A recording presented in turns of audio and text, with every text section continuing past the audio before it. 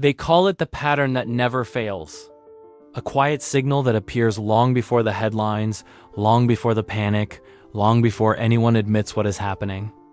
It arrives softly like a hairline crack beneath an ancient stone arch, yet a meaning is always the same. Pressure is building and the structure knows it before the people do.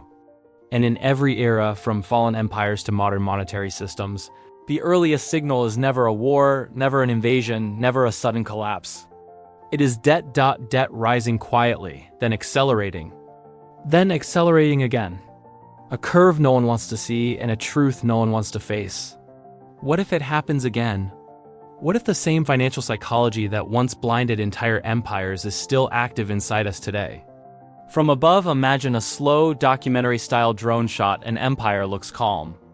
Markets open, currencies circulate, and citizens continue their routines with absolute confidence. But within that calm, subtle distortions in investing behavior begin to appear. Households stretch themselves further. Institutions chase yield. Leaders promise stability. Everyone agrees the system is resilient.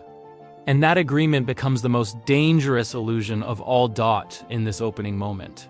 Two forces move silently beneath daily life: a repeating debt cycle and a repeating human response. One is mathematical, measurable, and predictable. The other is psychological, emotional, and nearly impossible to interrupt. This is where the earliest cracks hide inside assumptions, inside habits, inside collective denial. Each generation believes it is more advanced, more informed, more immune to the mistakes of history. But repeating market cycles don't require ignorance. They only require confidence. And confidence has always been the softest material in any financial structure. The world today carries the same calm surface that past civilizations carried just before their turning points. The noise of modern life distracts us, but the underlying mechanisms haven't changed. Debt rises. Incentives distort. Risk is reframed. And slowly, the groundwork for a new wealth transfer begins to form, quiet, invisible, and always psychological before it becomes economic. Behind every empire's decline, there was always a moment when someone noticed the pattern, whispered the warning, and realized the structure was shifting. Few listened. Fewer understood. Most dismissed it because the surface appeared stable. That denial created the final push that turned subtle patterns into systemic fragility. And beneath all of this, the global economy moves in long arcs shaped not only by numbers but by narrative. By the stories people tell themselves about money, stability, resilience, and inevitability. These stories become the very fuel of collapse when they harden into collective certainty. Today, that certainty is rising again. The same discomfort. The same signals. The same upward curve in obligations that can no longer be carried smoothly. And even now, many respond with the same inherited psychology that history documented, repeatedly trusting momentum. Ignoring stress points, assuming continuity, but what if the most important signals are the ones almost no one talks about? What if the earliest warning is not fear, but silence and unsettling stillness inside systems stretched beyond design?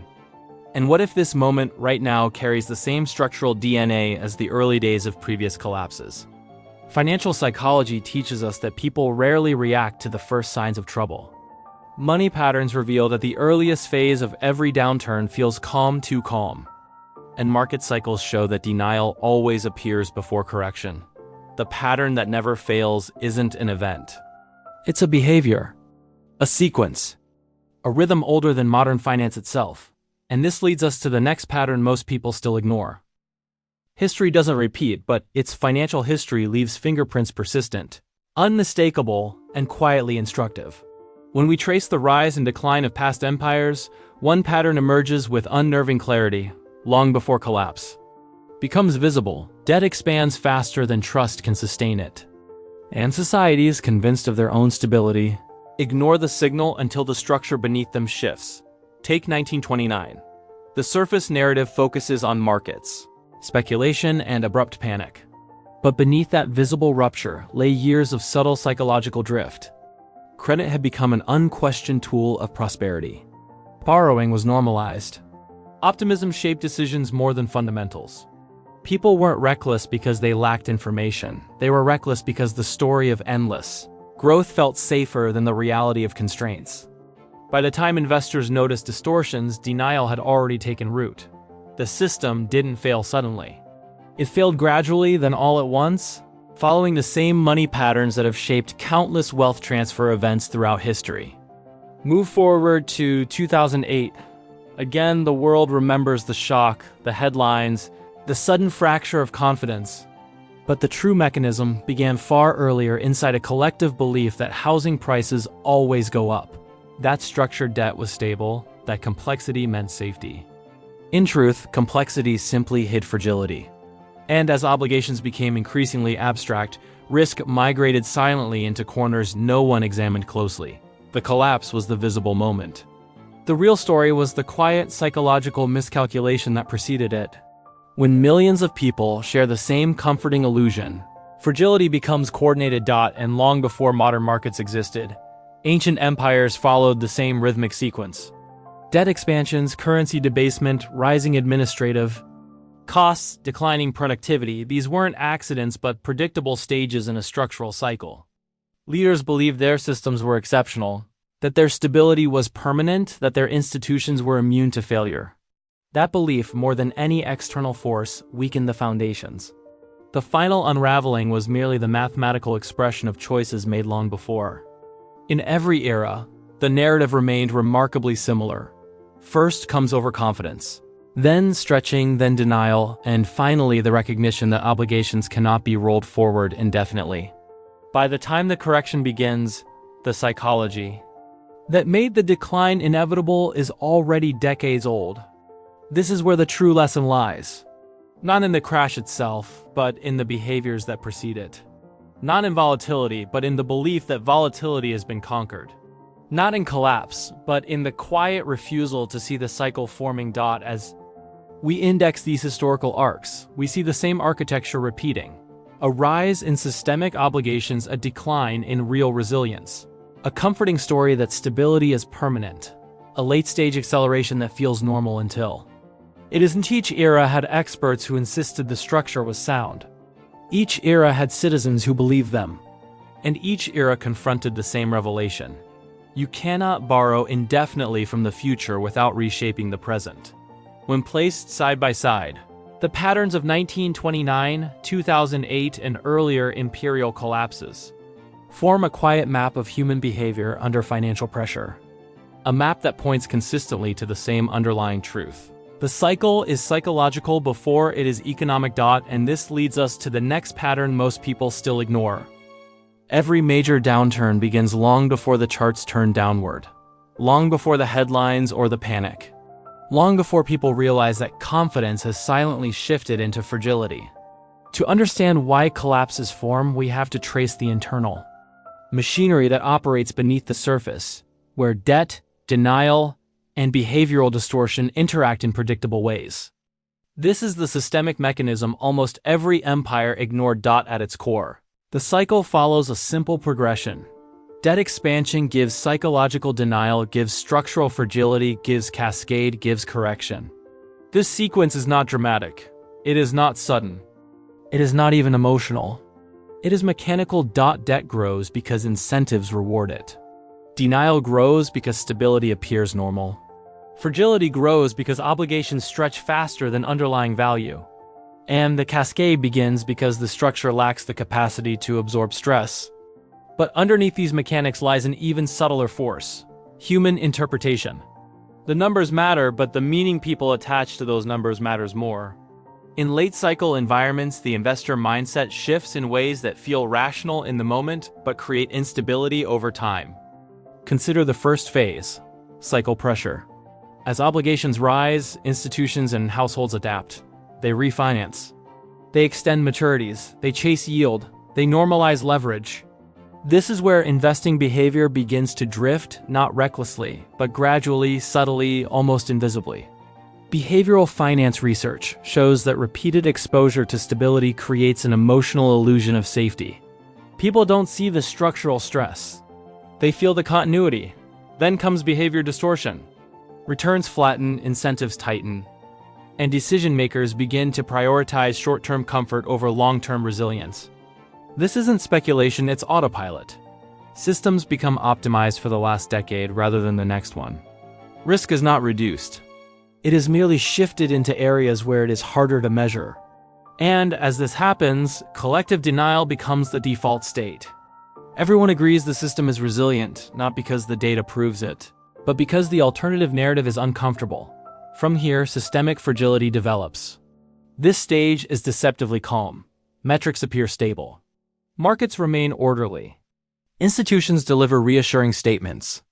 But beneath that calm, balance sheets are tightening, contingencies are shrinking, and the margin for error narrows month by month. In this phase, behavioral signals become more important than economic signals.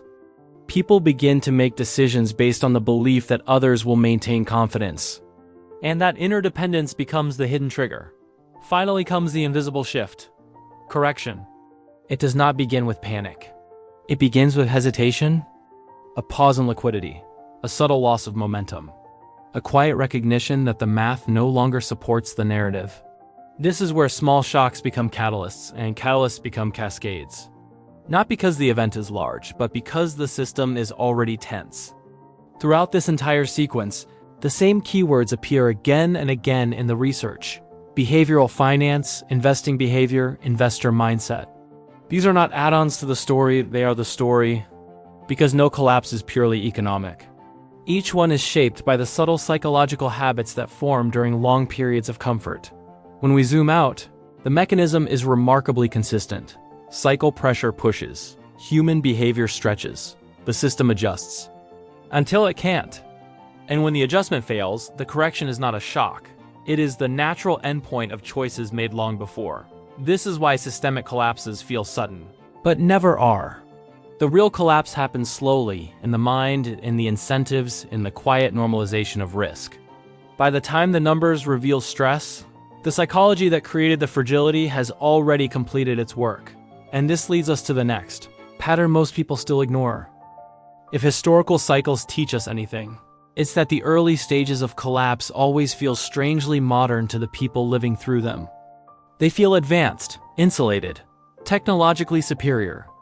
They believe their systems are too interconnected, too optimized, too intelligently managed to fail the way older empires did.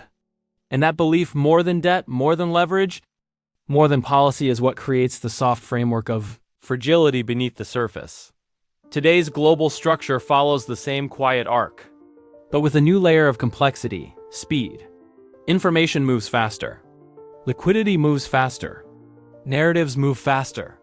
Yet psychology has not changed at all in the current landscape. The pressure points forming beneath the global economy are easy to overlook because they unfold in slow, almost unnoticeable transitions. Debt refinancing cycles growing shorter, balance sheets absorbing more duration risk, and credit markets becoming increasingly sensitive to even minor disruptions. These subtle shifts create a deeper, quieter vulnerability, one amplified by digital expectations of immediate stability. And then there is the question most people avoid. What happens if the next downturn arrives before the last distortions have fully cleared? This is where analysts begin referencing the phrase emerging in research: circles. Market crash 2026. Not as a prediction, but as a structural possibility, a point on the curve where multiple debt rollover windows converge, where global liquidity strains align, and where existing fiscal commitments reach their most compressed stage. The trigger isn't dramatic. It doesn't need to be. All it takes is a small disturbance in a world calibrated for perfection. Consider the rising influence of the AI economy. On the surface, it accelerates productivity, reshapes industries, and increases efficiency. Yet deeper inside financial systems, AI-driven optimization compresses margins, amplifies herd behavior, and standardizes decision-making. When many institutions rely on similar models, the system becomes synchronized, meaning resilience decreases even as technology advances. The result is a quieter form of systemic risk, intelligence without diversification. Meanwhile, the debt bubble continues expanding. Governments roll obligations forward. Corporations refinance at higher costs. Households rely on credit to maintain stable lifestyles in an era of persistent inflation. None of this feels chaotic because the adjustments happen gradually, year by year, statement by statement. But gradually is precisely how cycles cross their tipping points. The signals are subtle. Liquidity pressure in shadow banking channels, debt rollover peaks clustering in shorter timeframes, duration mismatch appearing in institutional portfolios, declining buffers as cash positions quietly shrink. Narratives of stability becoming more confident as risks accumulate. This is not the loud fragility of past crises. It is the silent kind. The kind that accumulates when systems are too optimized to absorb variance. We also see a profound, psychological shift in how people consume financial information. Constant scrolling replaces long-term thinking. Opinion replaces analysis. Volatility becomes entertainment. This creates a new generational pattern. People feel informed, but their understanding is shallow. They sense instability, but they cannot articulate its mechanism. They react emotionally, not structurally. As a result, modern market participants respond to stress the same way past civilizations did, through denial, normalization, and hope. Not because they are irresponsible, but because it is the most comfortable psychological posture in a world that feels too complex to interpret fully. And here lies the hidden symmetry. Despite all technological progress, the quiet mechanics of collapse remain unchanged. Debt rises. Incentives warp. Risk consolidates. Narratives soothe. And somewhere in the background, the mathematics of the system begins to diverge from the psychology of its participants. When these two lines separate, when the story people believe no longer matches the structure they depend on, the correction becomes inevitable. Not dramatic. Not shocking. Just inevitable. And this leads us to the next pattern most people still ignore. If systems collapse for structural reasons, they collapse when they do for psychological ones. The architecture of decline always begins with numbers, but the timing of decline is determined by human behavior, by perception, misperception, and the quiet mental shortcuts people rely on to navigate complexity. This is why financial psychology has become one of the most important yet overlooked tools for understanding long-cycle fragility. At the center of every major downturn is a simple but deeply human contradiction. People want stability, yet their behavior under pressure often undermines it. This contradiction expresses itself through recurring cognitive biases patterns, so consistent that they might as well be part of the system itself. Don't start with denial behavior. It appears early, subtly, and rationally. When people encounter uncomfortable financial signals, their instinct is not to analyze, but to retreat into narratives that maintain emotional equilibrium. This time is different. It always works out. It's just temporary. These aren't expressions of ignorance. They are psychological defense mechanisms. Denial cushions anxiety, creating the illusion of control in environments where actual control is limited. Late-cycle empires leaned on the same narratives. Modern markets do too. Then comes overconfidence. This bias is most pronounced after periods of stability, when people mistake calm conditions for evidence of durability. Investors begin to believe they understand the system more deeply than they do. Institutions assume their models capture more variables than they actually can. And individuals conflate short-term success with long-term resilience. This is where the wealth mindset quietly shifts from cautious stewardship to assumed permanence. Next is herd instinct. Human beings feel safest when their behavior matches the group. In financial systems, this instinct compresses decision-making into narrow bands. The same strategies, the same expectations, the same interpretations of risk. During late stages of expansion, herd behavior becomes synchronized optimism. During early stages of decline, it becomes synchronized hesitation. In both cases, it magnifies fragility by reducing behavioral diversification. And then there is the most subtle bias, normalcy bias. People expect the future to resemble the past, especially when the past has been calm. They project recent experience forward even when structural changes make such projections unrealistic. Normalcy bias is what prevents individuals and institutions from recognizing how conditions have silently shifted beneath them. It is also why cycles feel sudden despite forming over decades. These biases, denial, overconfidence, herd instinct, normalcy bias, do not operate independently. They reinforce one another. Denial fuels overconfidence. Overconfidence encourages herd alignment. Herd alignment strengthens normalcy bias. And together, They create a psychological environment in which warning signals lose their meaning. This is why quiet investing becomes a stabilizing force for those who understand these patterns. It isn't about timing or prediction. It's about observing behavior with detachment, recognizing how narratives shape perception, and acknowledging that human reactions to stress follow the same arcs in every era. Markets change because conditions shift, but collapses emerge because people don't. The deeper insight is this: systemic fragility doesn't begin with charts, ratios, or debt loads. It begins with the stories a society tells itself about money, risk, and continuity. When those stories drift too far from underlying reality, the correction becomes psychological first, economic second, and this leads us to the final pattern most people still ignore. Across every era, every empire, every financial architecture, the same quiet truth sits beneath the noise. Collapses are rarely about a single event. They are about alignment, an invisible moment when structural pressure and human behavior converge. And that convergence always begins slowly, gently, almost imperceptibly. Only in hindsight does it look inevitable. Today's world is not on the brink of chaos. It is not collapsing. It is not doomed. But it is rhyming with the same long-cycle patterns that shaped the past.